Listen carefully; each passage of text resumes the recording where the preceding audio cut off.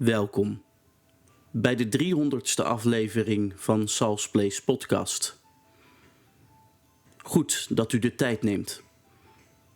Vandaag gaan we verder dan de waan van de dag. Geen gemonteerde soundbites van 30 seconden. Geen oppervlakkige talkshow-retoriek. Maar een ijskoude, feitelijke anatomie van hoe de macht in Den Haag opereert wanneer ze wordt geconfronteerd met fundamentele kritiek. Dit is Sal's Place podcast. Meer nieuws, diepgang en onverklaarbare zaken. Als we de parlementaire dynamiek van de afgelopen tijd analyseren, zien we een diepe scheidslijn ontstaan tussen de letterlijke waarheid van het gesproken woord en de strategische framing door de gevestigde orde. Een dossier dat online en in de wandelgangen veelvuldig over de tong gaat, is direct gekoppeld aan de debatten in de Tweede Kamer, waar Forum voor Democratie een grote rol speelt. Hoewel de publieke discussie zich vaak focust op specifieke partijleiders, ligt de werkelijke structurele openbaring in de directe, formele confrontatie tussen de oppositie en de minister-president, Rob Jetten. In deze uitzending leggen we de exacte transcripten op tafel. We gaan kijken naar de precieze mechanieken van de interruptiemicrofoon, de rol van de veiligheidsdiensten in het politieke debat en de filosofische verschuiving van de rechtsstaat naar een technocratische, collectivistische controlestaat.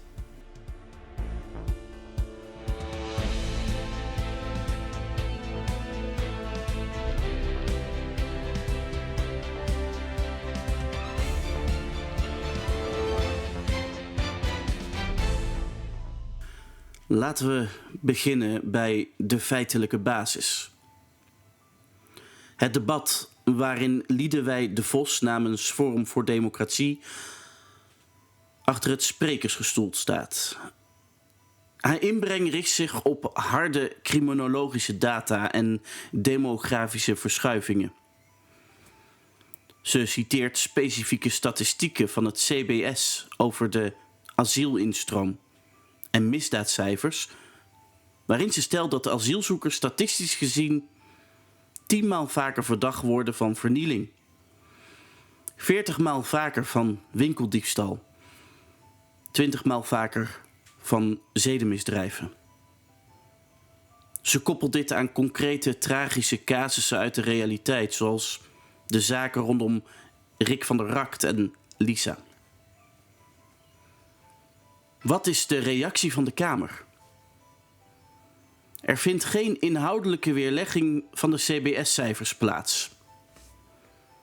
In plaats daarvan zien we een gecoördineerd spervuur van maar liefst 8 opeenvolgende interrupties.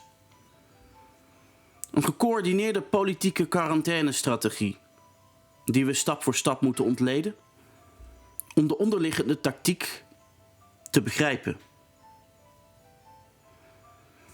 Jan Paternotte, D66, opent de aanval niet op de data, maar op de moraal.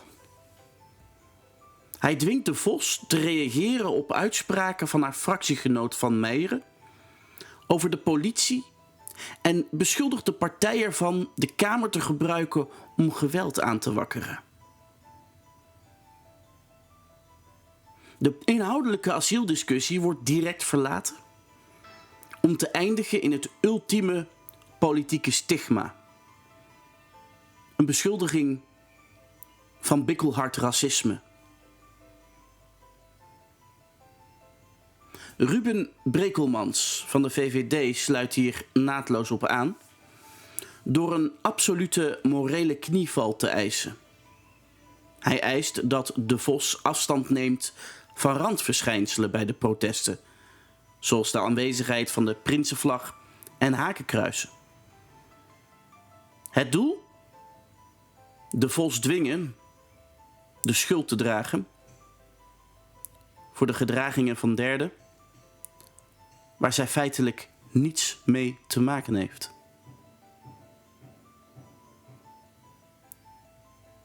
En dan hebben we Jimmy Dijk van de SP. Hij voert er druk op door te eisen dat Forum voor Democratie zich uitspreekt tegen antidemocratische, extreemrechtse groeperingen zoals Defend Netherlands, Voorpost en Identitair Verzet, die de burgerprotesten zouden kapen. Wanneer de Vos weigert mee te gaan in deze binaire ja-nee-valstrik, framet Dijk dit als een weigering om verantwoording af te leggen. Jesse Klaver van de beruchte GroenLinks PvdA institutionaliseert deze guilt by association door te wijzen op de website van Forum voor Democratie, waar geld wordt ingezameld voor de juridische kosten van de in België veroordeelde Dries van Langehoven. De Vos neutraliseert deze aanval door de essentie van de rechtsstaat te benoemen. Zij steunt de inzamelingsactie omdat zij de veroordeling onterecht vindt.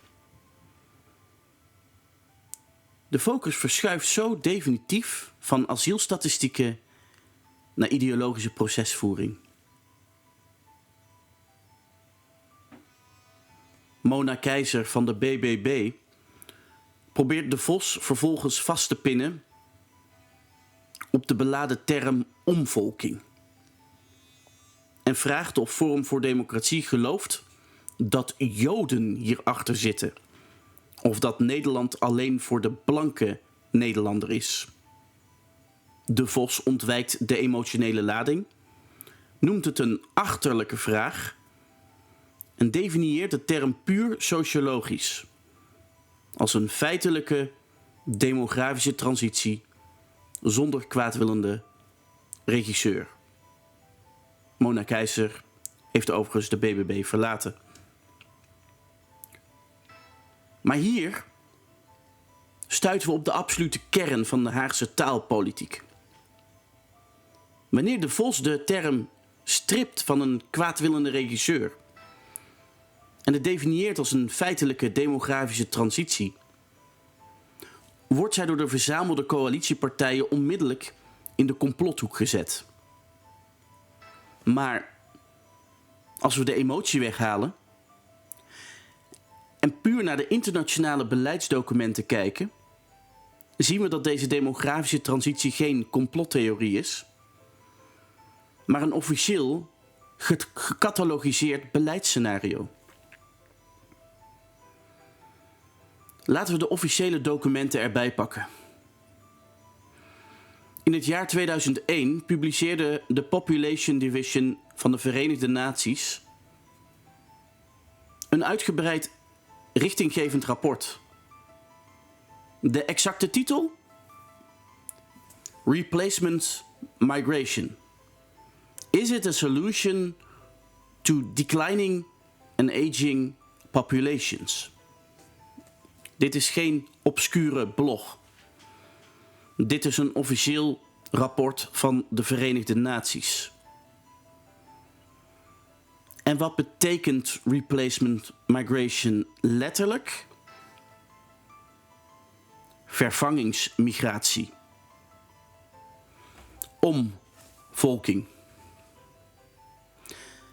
Het rapport berekent met kille statistische precisie hoeveel migranten ontwikkelde landen, waaronder Duitsland, Italië en Europa als geheel, elk jaar moeten importeren om de krimpende autochtone bevolking en de snelle vergrijzing van de beroepsbevolking te compenseren. Het document stelt zwart op wit dat de instroom van migranten noodzakelijk is om de zogenaamde support ratio's, de verhouding tussen werkende en gepensioneerden, kunstmatig op peil te houden.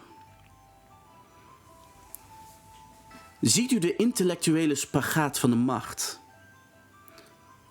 Wat op mondiaal technocratisch niveau door de Verenigde Naties eufemistisch replacement migration of vervangingsmigratie wordt genoemd als een feitelijke demografische oplossing, wordt in het nationale parlement gecensureerd en gecriminaliseerd zodra een oppositielid de feitelijke maatschappelijke gevolgen op de grond benoemt.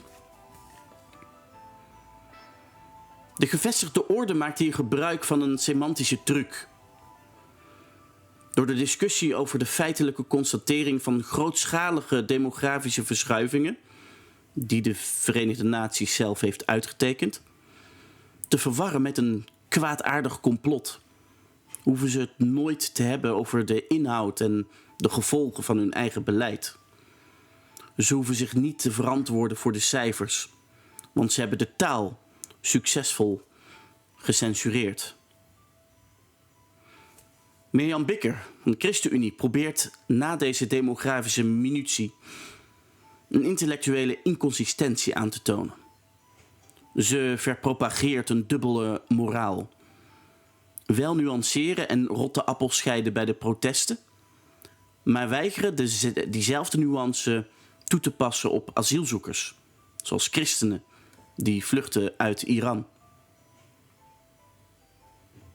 Henry Bontebal van het CDA valt vervolgens frontaal het Forum voor Democratie standpunt over remigratie aan. Hij beschuldigt de Vos ervan een hiërarchie in het burgerschap aan te brengen. Een onderscheid tussen een A-type en B-type Nederlander. Dit leidt tot een felle persoonlijke aanvaring wanneer de Vos de coalitie direct verantwoordelijk houdt voor de genoemde misdrijven en moorden. Stefan van Baarle van DENK brengt de escalatie tot een kookpunt wanneer de Vos stelt: als je 3 miljoen Afrikanen een paspoort geeft, zijn het niet meteen allemaal Nederlanders. Van Baarle reageert woedend en grijpt terug naar de constitutionele orthodoxie. Iedereen met een paspoort is identiek. De anatomie van de tactiek. Ziet u wat hier gebeurt? Dit is de klassieke associatietrap, de associatieval. Dwing de dissident in een moreel defensief over randverschijnselen, vlaggen, de definities, zodat het inhoudelijk debat over de feitelijke asielcijfers en de maatschappelijke gevolgen daarvan volledig wordt lamgelegd. De Vos weigert de schuldvraag te accepteren voor daden van derden. En stelt herhaaldelijk dat de Kamer de focus verlegt om zich niet te hoeven verantwoorden voor de instroom van 1000 asielzoekers per week. Hier botsen 2 onverenigbare definities van burgerschap. De constitutionele definitie van de gevestigde orde tegenover de cultureel-generationele definitie van Forum voor Democratie. Maar het spel wordt pas echt geraffineerd wanneer de uitvoerende macht zich ermee bemoeit. Laten we de tekst of de transcriptie, een bijbehorende debatinbrenger, er exact bijpakken. De minister-president staat achter het regeringsaltaar en verklaart dat de teksten van de Vos over het verzet geen klip-en-klare veroordeling van het geweld bevatten, ook niet naar herhaaldelijk vragen. Op dat moment grijpt Caroline van der Plas van de BBB in. Zij stapt naar de microfoon en corrigeert de premier op basis van de feiten in de zaal. Van der Plas herinnert de minister-president eraan dat de Vos wel degelijk, wel 10 keer expliciet afstand heeft genomen van het geweld. Zij citeert de woorden van de Vos rechtstreeks. Ik ben tegen het gebruik van geweld.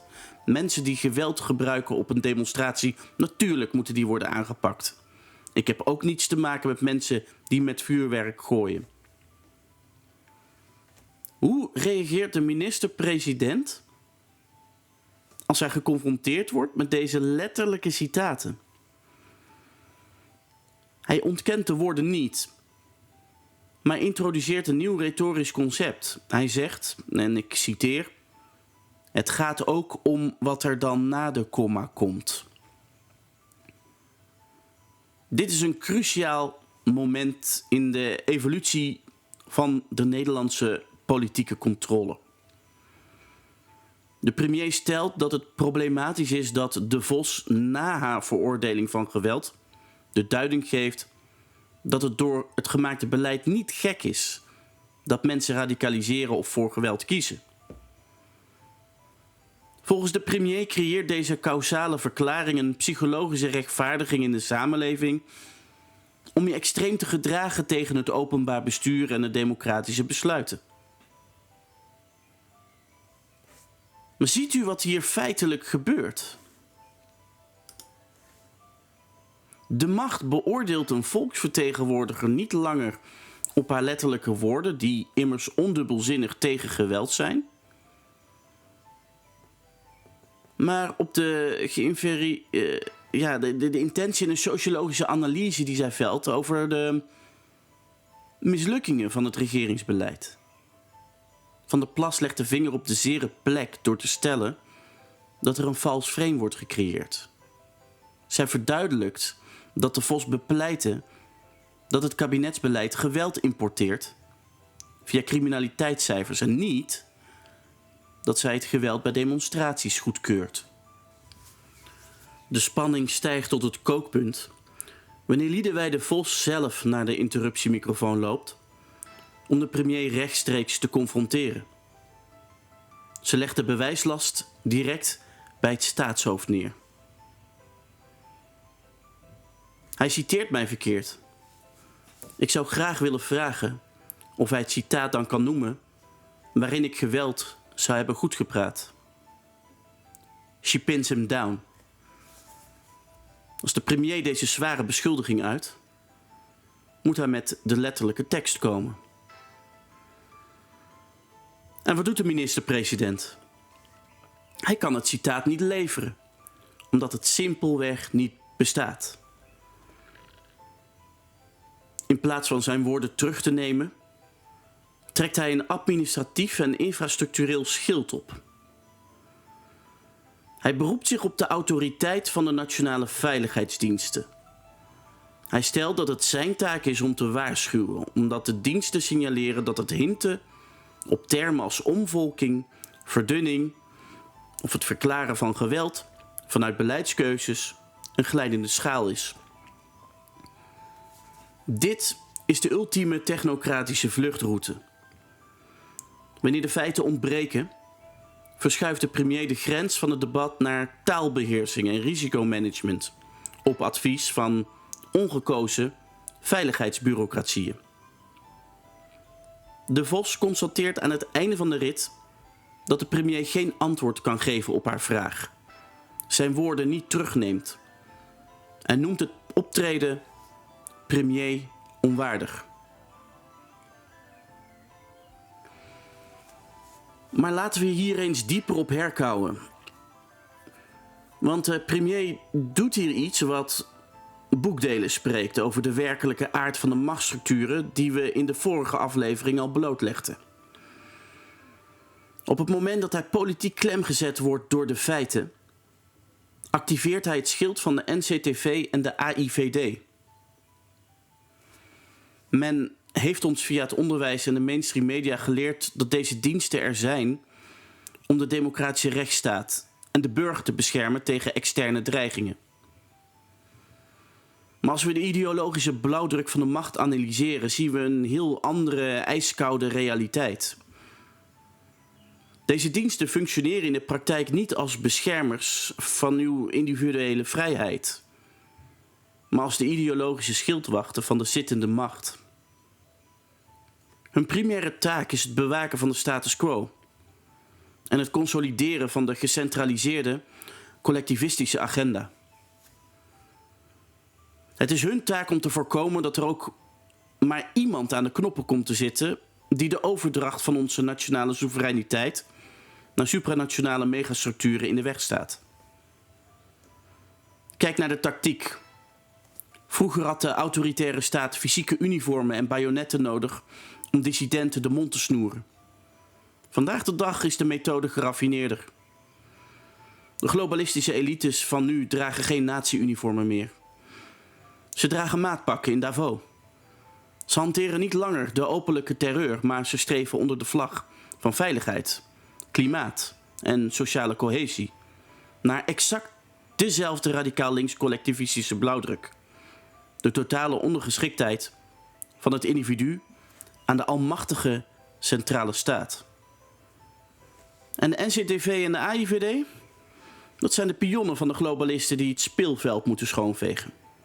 Zij schrijven de rapporten waarin legitieme kritiek op demografische transities, kritiek op de EU of kritiek op het asielbeleid systematisch wordt gelabeld als extreem rechts, anti-institutioneel extremisme of een veiligheidsrisico.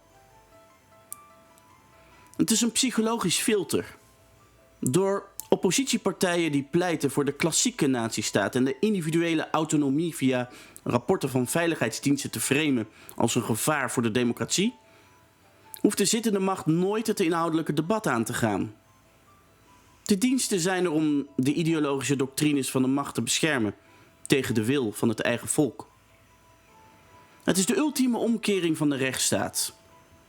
De overheid beschermt niet de burger tegen de macht. De overheid gebruikt haar veiligheidsapparaat om de macht te beschermen tegen de burger. Voor de oppervlakkige waarnemer is dit een ordinaire politieke ruzie. Maar binnen onze geopolitieke en filosofische analyses moeten we dieper graven. Wat we hier in de praktijk in de Tweede Kamer hebben zien gebeuren zijn de ijzeren wetten van Niccolò Machiavelli uit Il Principe. Machiavelli leerde ons dat macht in haar diepste essentie amoreel is. Het heeft geen intrinsiek ideologisch kompas. Het bezit louter de drang tot zelfbehoud, expansie en de totale eliminatie van existentiële risico's voor de zittende elite. Wanneer de gevestigde orde de instrumenten van de staat, inclusief de retorica van veiligheidsdiensten, inzet om de definities van woorden te monopoliseren, beschermen ze niet de burger, maar hun eigen beleidsmonopolie. Het moderne totalitarisme heeft geen fysieke bajonetten of totalitaire uniformen meer nodig om de oppositie te breken.